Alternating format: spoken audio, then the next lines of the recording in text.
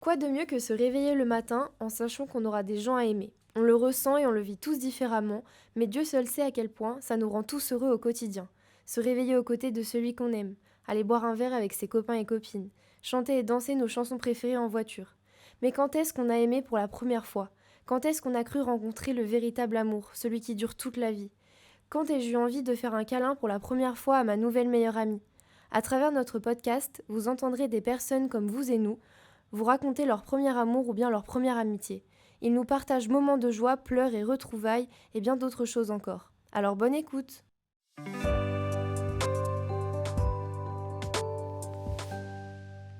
Pour cette première interview, nous avons la chance d'écouter le témoignage d'Amandine, membre de notre équipe Effet Papillon, qui va nous parler de sa plus belle amitié. Alors Amandine, te rappelles-tu du moment où tu l'as rencontrée? Bien sûr, c'est comme si c'était hier. On s'est rencontrés lors de notre première rentrée au collège, il y a 9 ans. Nous sommes tombés dans la même classe, la 6e B, et on s'est détestés. Je ne pouvais pas me le voir pendant toute l'année. Une fois, en sortant du sport pour m'embêter, il a fermé la porte d'un coup sec pour me bloquer le passage. Sauf que j'ai voulu mettre ma main pour la retenir. Je me suis retrouvée avec les doigts coupés jusqu'à la chair. Je ne le savais pas encore, mais notre amitié allait devenir bien plus importante que ces bouts de peau. La 6e fut la seule et unique année où l'on se détestait. Après, nous sommes devenus comme les deux doigts de la main, inséparables. Ce qui est marrant, c'est lorsque nos mamans étaient enceintes, elles se sont retrouvées plusieurs fois aux mêmes ateliers créatifs à Saint-Malo-Grand, la ville où nous avons grandi. Le fait que Florent et moi avons passé du temps ensemble alors même que nous n'étions pas nés me rend réellement heureuse. J'aime penser et je suis même persuadée que c'était un signe que nous allions devenir un binôme indissociable. Comme quoi, il ne faut pas se fier aux premières impressions.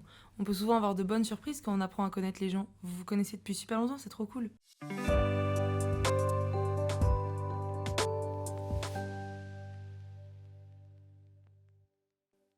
Quel est ton meilleur souvenir avec lui?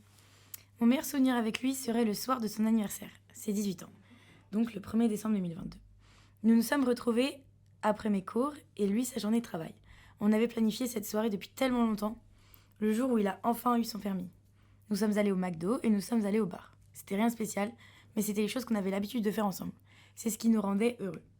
Je revois encore l'étincelle et le bonheur dans ses yeux lorsqu'il a ouvert mon cadeau. La casquette Ralph Lauren qu'il voulait depuis si longtemps, beige avec le logo bleu marine.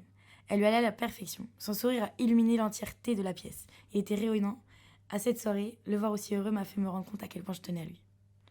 C'est trop bien les sorties de routine comme ça, alors le jour de son anniversaire, ça devait être encore plus significatif.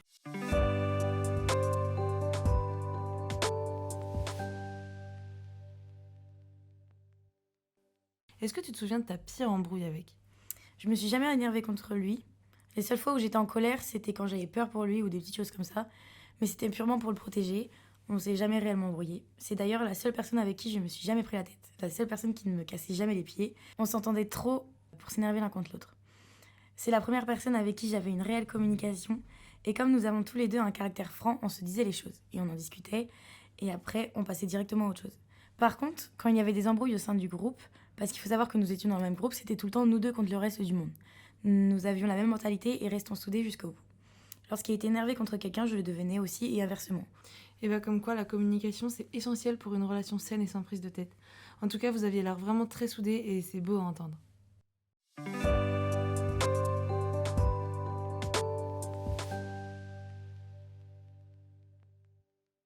Peux-tu nous dire comment il a pu impacter ou changer ta vie?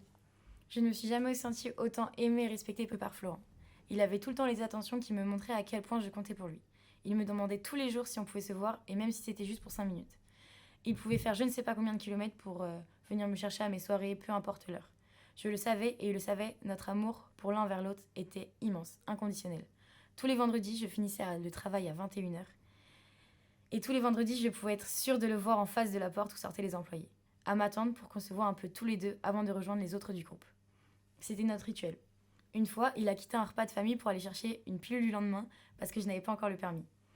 La période où nous étions le plus proches, le plus fusionnel fut le mois de novembre 2022, juste avant l'événement le plus tragique de ma vie. Le 16 décembre 2022 était un vendredi, et cette fois-ci, il n'était pas à m'attendre au travail comme d'habitude. J'ai voulu rejoindre les autres au bar et il n'y avait personne non plus. J'ai regardé mon téléphone et en voyant tous les appels manqués, j'ai vite compris qu'il se passait quelque chose, et quelque chose de grave. Le 16 décembre 2022, j'apprends que mon meilleur ami est mort dans un accident de voiture. Mon monde s'écroule, il était littéralement la personne pour laquelle je vivais. Il a marqué ma vie de toutes les façons possibles. Il m'aimait, m'écoutait, et me comprenait mieux que personne. On nous disait qu'on ne pouvait pas voir Florent sans Amandine et inversement.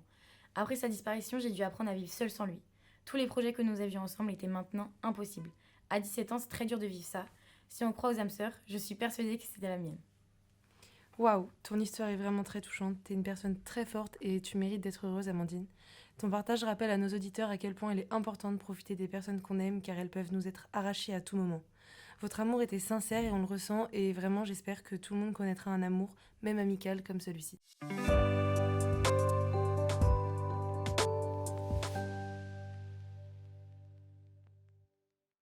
J'ai une dernière question avant de te quitter. Est-ce que vous étiez proches au point de passer du temps avec vos familles respectives ? J'ai passé beaucoup de temps avec ses parents, j'ai été plusieurs fois invitée à prendre l'apéro avant de sortir. Lui, il n'a pas vraiment eu le temps de connaître ma famille. Il a eu l'occasion de rencontrer mes parents quelques fois, mais jamais réellement de discuter avec eux, parce qu'il y avait toujours des personnes avec nous à chaque fois. Il était fils unique, et après son décès, c'était normal pour moi de me rapprocher de ses parents et de ses tantes, avec qui il était extrêmement proche.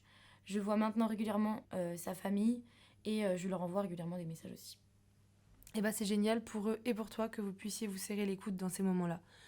Merci d'avoir répondu à ces questions, Amandine, t'as été top, et je suis sûre que nos auditeurs ont été très émus, tout comme moi d'ailleurs.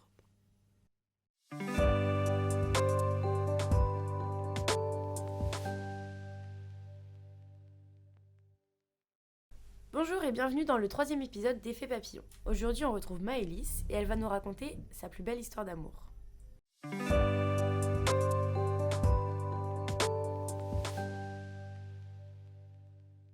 Est-ce que tu pourrais nous partager le souvenir qui t'a le plus marqué avec lui ?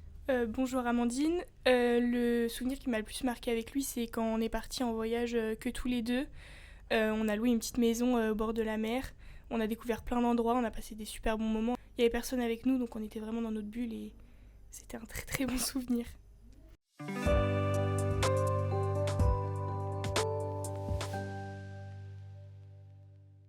Te souviens-tu de la première fois que vos regards se sont croisés ? Qu'as-tu pensé et ressenti ? La première fois que je l'ai rencontré, c'était un petit peu bizarre parce que je l'ai détesté. En fait, il connaissait déjà ma maman et il lui a sauté dans les bras en mode trop content de la revoir et tout parce que du coup, il se voyait pas souvent. Et du coup, je l'ai un peu détesté parce que je le connaissais pas et genre il sautait dans les bras de ma mère. Mais ça a duré pas longtemps, genre au bout de 24 heures, on s'entend déjà tout super bien et tout. C'était juste un premier regard pas ouf quoi.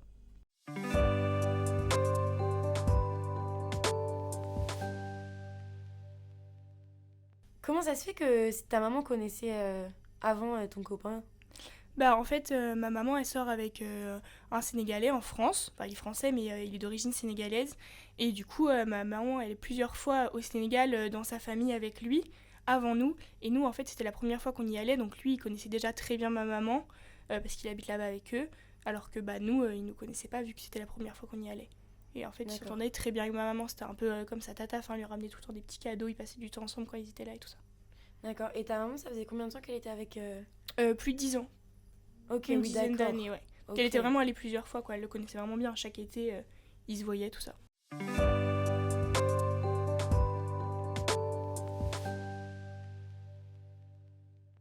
Et vous vous êtes rapprochés rapidement ? Vous êtes mis en couple combien de temps après Ouais, c'était un peu rapide parce que du coup, il habite pas en France et du coup, c'était pendant un voyage où on est resté 1 mois là-bas.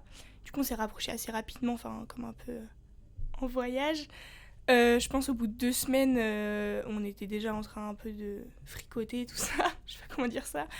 Et on s'est mis vraiment en couple au bout de 2 mois, mais du coup, j'étais déjà plus là-bas, quoi.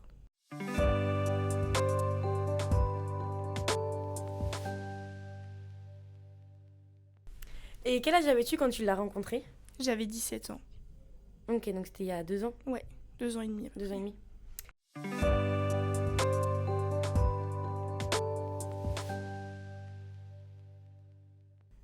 Penses-tu que depuis cette rencontre, ta vie est différente ? Et si oui, dans le bon ou dans le mauvais sens ? Ouais, je pense qu'elle est différente, mais plutôt au niveau positif, parce que c'était ma première vraie relation.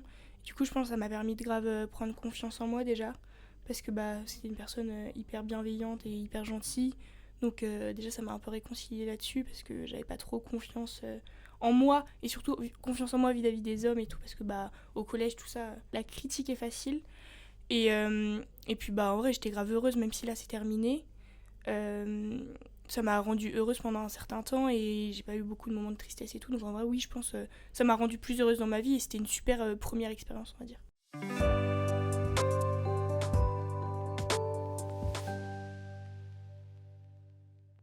Donc en majorité, tu gardes des bons ou des mauvais souvenirs de cette relation? Des bons, mais une relation à distance, je conseille pas trop en vrai. Ça rend plus triste qu'heureux sur le moment, quoi. Ouais. Ouais, c'est pas la meilleure relation possible si tu as été épanouie 12 mois sur 12 mois, quoi. Bah écoute, merci Maëlys de nous avoir partagé ton ressenti et ton expérience.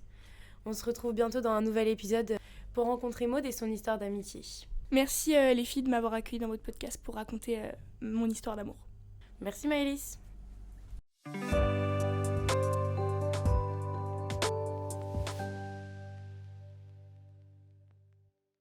Aujourd'hui, on retrouve Maud. Maud, tu vas nous raconter ta plus belle amitié. On va commencer, donc je te laisse raconter ton histoire. Je vais te poser une première question. Du coup, comment vous vous êtes rencontrés? Alors, moi, j'ai rencontré ma meilleure amie à la crèche. C'était à la crèche et on était inséparables, du coup. Et avec le fil de la vie, en primaire, etc., on s'est perdu de vue. Et on s'est retrouvés en 6e dans la même classe, où là, on se détestait.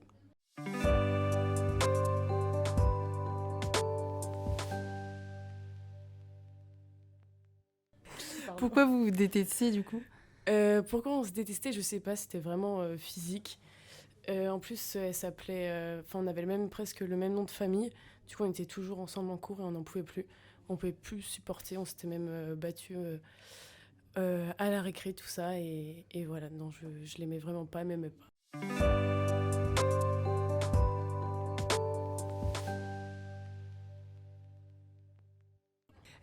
À quel point cette amitié a impacté ta vie? C'est dur comme question. À quel point elle a impacté ma vie?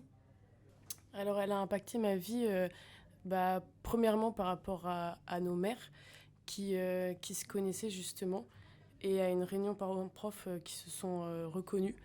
Et c'est là justement qu'à partir de là, on a commencé à se parler, à traîner ensemble au récré, etc.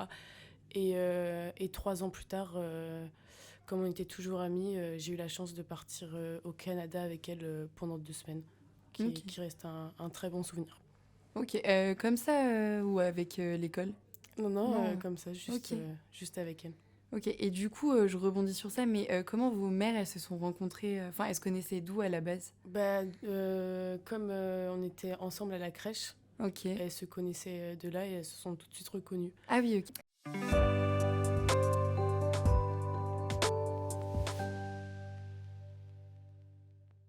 Est-ce que tu gardes un bon souvenir de cette amitié? Oui, Ok. Vous êtes toujours amis aujourd'hui? on est toujours amis.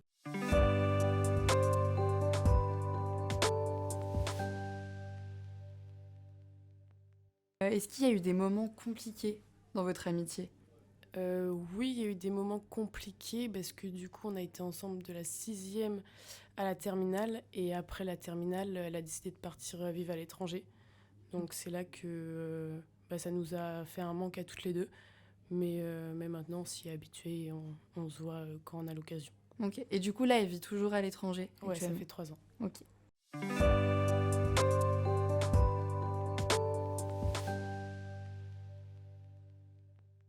Merci Maud d'avoir témoigné pour notre podcast. Merci à vous.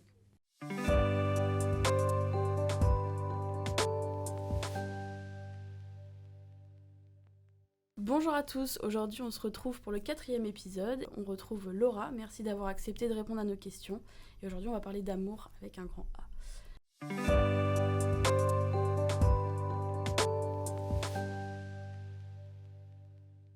Quelle est la personne qui t'a le plus marqué en amour et est-ce que tu pourrais le qualifier de ton premier amour? La première personne que je pourrais qualifier, c'est mon copain actuel. Et oui, du coup, c'est mon premier amour. Ça fait 6 ans et demi qu'on est ensemble. Et je l'ai connu au lycée. Et maintenant, je suis en études supérieures, donc oui.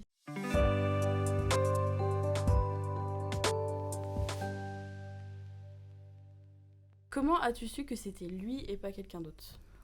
Ça s'est fait naturellement, en fait. On a grandi ensemble.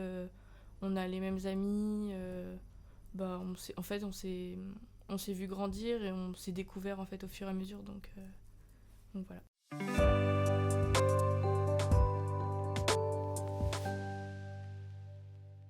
Si tu devais garder un seul moment avec ton copain, du coup, lequel ce serait? C'est très récent. On a fait notre anniversaire le 27 mai 2023. Et on avait réuni tous nos amis et nos 2 familles. En fait, on était plus de 110. Et c'était vraiment tout le monde qui était réuni pour nous. Donc c'était cool.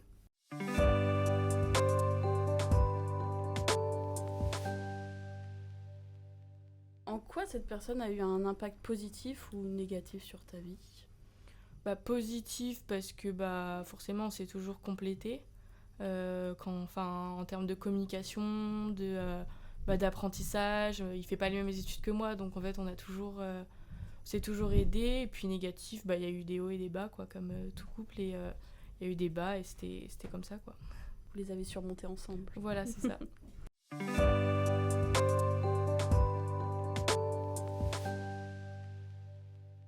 Si tu en avais la possibilité, est-ce que tu changerais quelque chose dans votre relation ou pas du tout ? Ouais, je dirais la communication, quoi. Entre vous deux ? Ouais, mais je pense que c'est tout le temps pareil. Mais oui, plus parler et s'écouter et comprendre ce que l'autre ressent, quoi. Merci beaucoup Laura pour avoir répondu à nos questions. C'était le dernier épisode. Bisous.